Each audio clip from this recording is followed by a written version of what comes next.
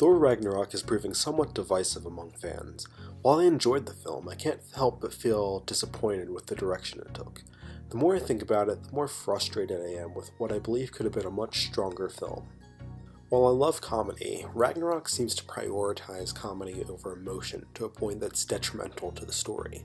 This isn't to say that the movie is devoid of emotion. However, it seemed unconcerned with fleshing out its emotional beats and letting them breathe in a way that would have given them greater weight and power. Hey, let's do Get Help. What? Get Help? No. Ragnarok's director Taika Waititi recently spoke about stripping Thor down and creating a broken version of the character. The experience of Ragnarok doesn't really serve this idea, though. It's strange because there is actually a lot that happens to Thor in this film.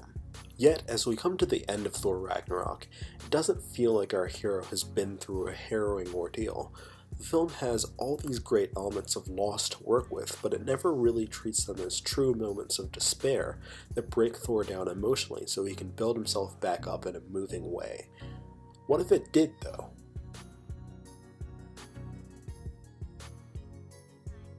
At the end of Thor the Dark World, Thor witnesses what he believes to be Loki's death, and he mourns this loss.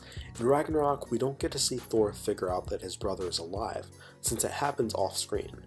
The reunion doesn't carry the emotional weight you'd expect it to have, foregoing this opportunity to dig into the mixed feelings of relief and betrayal. Ragnarok has a few nice scenes focused on the relationship between the two brothers, but there's not really a strong, tangible arc to it. A lot of it feels like a retread of what we saw between them in the Dark World. They work together out of necessity, but Thor still can't quite trust Loki. By the end of the film, Loki is by Thor's side, and their relationship appears stronger than we've ever seen it. But how exactly did we get there? The arc is muddled by the fact that Loki attempts to betray Thor, once again, very late in the game. Loki is thwarted in this betrayal and left without the power of choice. He leaves with Korg and the gladiators out of necessity, then opts to help Thor. This off-screen decision lacks the power of showing Loki grow beyond his duplicitous nature by either fighting his inclination to betray Thor or succeeding in his betrayal, then being compelled to right the wrong he's committed. Ragnarok does very little to attempt to connect us with Odin before his death, opting to let the first two Thor films do the heavy lifting. Thor and Loki find Odin, he has a nice little farewell scene with them, then he dies right there. Unfortunately, there's no real time to let this sink in because Hela shows up immediately, and our focus shifts very quickly. Later on we see Thor saying a prayer of sorts for his father, so the loss is felt to a degree. However, he really doesn't seem to carry his grief with him as he moves forward. The aftermath of Odin's death provided a chance to delve a bit deeper into both Thor and Loki's feelings toward their father. For Thor, Odin is both his mentor and his hero. Odin's death means that Thor must attempt to fill the shoes of a man much wiser and more powerful than himself. Combined with the sense of inadequacy that could have been played up after the breaking of Mjolnir, this could have really enriched Thor's arc.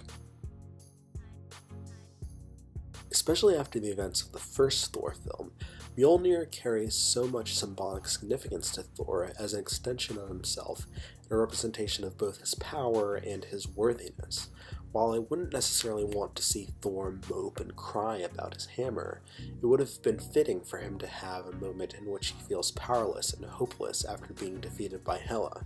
If he couldn't beat her before, what chance does he stand now that he's lost the weapon that he's come to rely on? Perhaps then the appearance of the Hulk takes on a new significance. The Hulk embodies the power that Thor feels he has lost. Rather than saving the day through his own strength, Thor is going to enlist the aid of the Hulk, Valkyrie, and the other gladiators to fight for their freedom, then join him in saving his world. There's a shift from being Thor the warrior to being Thor the leader. A greater focus on his leadership in this film would strengthen the ending of Thor finally taking his seat as a king of Asgard. Even though the Warriors 3 have never been fleshed out or given much to do in the Thor films, their deaths could have been used to much greater effect in this film. I believe Hela tells Thor she killed them in the climax. There's too much going on for this to really sink in and have Thor mourn them. Imagine if Thor had learned of this earlier in his conversation with Heimdall. He's already lost his father and his hammer. Now 3 of his best friends are gone. That anger fuels him, making him more determined. Perhaps Valkyrie notices the sudden change in his demeanor and asks him what has happened, leading him to reveal this news to her. This gives Thor and Valkyrie something to bond over, as they both know the pain of losing close friends and fellow warriors. As this new friendship developed, the void left by the Warriors 3 could have been used to give greater emotional significance to the formation of the Revengers. Notice the number of allies Thor has on that team. In the end, Asgard, the place, is destroyed, but the people survive. We're told that Asgard isn't a place, but a people. It's a nice sentiment, but it feels hollow because the movie hasn't really explored the place or the people. Aside from Thor's family and friends, we never met the people of Asgard to get a sense of their culture or community.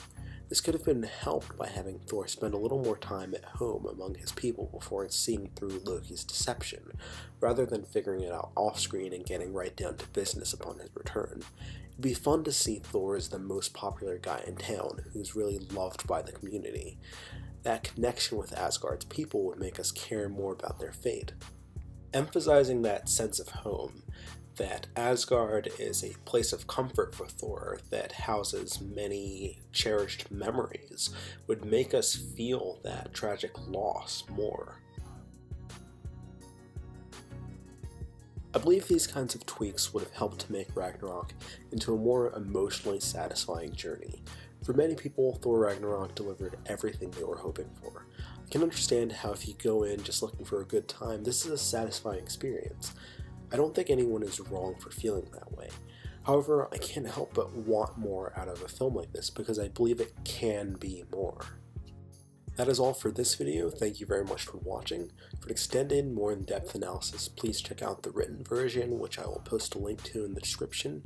And if you liked what you saw, please like, comment, subscribe, and tune in next time.